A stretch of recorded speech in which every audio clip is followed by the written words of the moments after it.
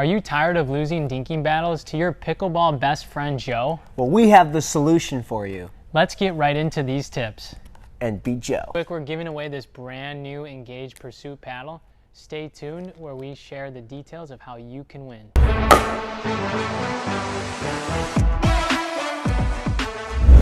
All right, so the first thing we're talking about is with the footwork. We're gonna keep this very simple. So when you're in dinking battles, we'll call it limiting it to one step. So anytime I'm hitting a dink, I'm taking either one step forward, one step to the side, one step back, and I'm always coming back to that kitchen line. Sometimes we get in dinking battles and we wanna move too much and we get out of position. Yep. So again, we'll maybe hit one or two here, and I'm focused on one step only with each shot that I'm hitting. I do wanna try to avoid crossing over. I crossed over on that last one. Yep. You don't wanna cross over too much because that'll make it hard for you to get back in position. Again, so we're just doing one step on each shot when we're here at the kitchen. Yep. Now, this is just a drill, right? So this is to practice not expanding and making sure you're taking a ton of steps, okay? Yep. So don't take this and be like, oh, you know, in the comments, keyboard warriors saying that, hey, this is not what you're supposed to do. You gotta take two, right? No, you know, you're definitely gonna have more flexibility when you're playing a tournament or rec play or whatever. But this is just something to get you practicing limiting your footwork and making it complex and stuff. Yeah. Simplify it. Yeah. Let's jump right into that tip number 2. Elisha will talk about.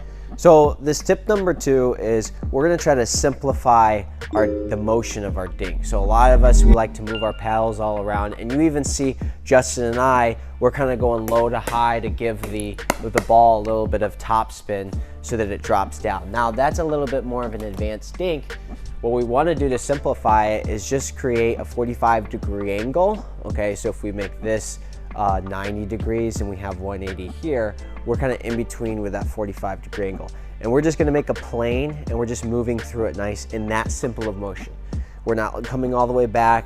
We're not following through big time. We're just going maybe 3 or 4 feet through the ball, okay? So I'm gonna lay my paddle open and just move through it. So like so, let's see, let's get a couple. Just gonna move through the ball.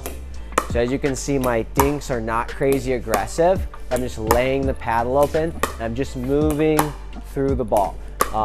It's nothing complicated, and I'm not trying to make things, just trying to make them very simple. Okay, so as you can see, my normal dink, I'd be like this, right? I'm moving up, maybe giving a little top spin, maybe coming through it a lot, using a lot more wrist. But for this, I'm just locking my wrist, okay? And I'm just moving it through the plane at a 45-degree angle. Yep, and this should really help with consistency. That's one of the biggest things you'll see different at the higher levels. People are really consistent with their dinks. They're not missing the easy ones in the net. That's one of the biggest mistakes, never missing the net. But they're also not popping it up so their opponent can take it out of the air. So consistent, good drops right at the feet. You simplify it, it's easier to make good contact. And good contact is what's gonna make your consistent dinks happen. Yeah. Dude, Justin, we need to figure out how we can get people to get this awesome shirt and these awesome They're cool, they're really blue comfy. shoes. Yeah. I know. How are we gonna do it? Well, we don't want to be too pushy. We need something creative. Yeah. What if we just tell them? It's in the description. 10% off. I mean, we could do all that. All Frometh gear. Wait, are we filming? Is that on? Oh. Check out the description. All right, so before we get into that last tip, if you could hit that like button and then subscribe. And even make sure you smash that like button. Yeah. Like you smash that overhead. Yeah. Oh. And then also leave a comment down below. We'd really appreciate it. So for this last tip is we're gonna get our paddle out in front of us and we're gonna keep it at about the net level, right? We want easy access to high balls that come at us and low balls that come at us. So we want it a little bit more in between so that we're not one direction or the other. If Justin's hitting a ball low and I have it up here at my face, I'm gonna have trouble getting it down. So I want it around in between, and I want a good athletic stance. So I'm bending my knees, my feet are a little bit wider than my shoulders, and my paddle is at the height of the net, okay? But I'm not back here, okay? I'm not bringing my paddle back here. I'm making sure it's in front of my body, okay? So both Justin and I are gonna kind of show you how this is done when it comes to dinking. So I'm gonna keep it in front, and I'm just gonna get that ball as early as possible and not try to bring my paddle back too far. I'm try to get it early. And if I can even take it out of the air, go ahead. I always like beginners that make an attempt to take the ball out of the air. Well, and that's one of the advantages of being out in front like this. Yep. Is because when the ball comes, you're right there, you're ready to take it out of the air. You can take it out of the air, yep. So make sure that, again, the feet are a little bit wider than the shoulders. We got a good bend, a good stance, back is straight, and then our paddle is right around our waist level, okay? If I'm up here at the net, my waist is a little higher than the net, but when I bend my knees, it's around waist level. So make sure that the paddle is around net level and it's not too high or not too low. And it's in front, not back, right? Love it. For this next tip, we're looking at trying to move our opponent. So one thing you can think of, we talked about early on, ourselves only moving one step.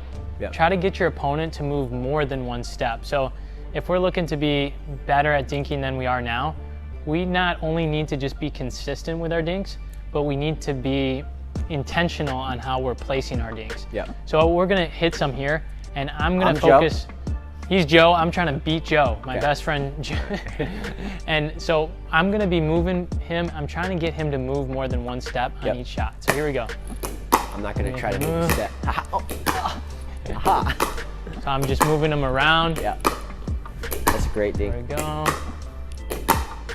Nice. And I might even mix up the speeds a little bit just to get him uncomfortable with the pace. Yeah. And not allow him to get in too much of a groove. Might hit some a little bit softer, might hit some a little bit harder. But again, this tip is really to focus on getting your opponent to move more than one step. Yep. And one thing that I think Justin does really well is he doesn't go, especially when you're trying to do this, is you're not trying to be crazy aggressive, okay?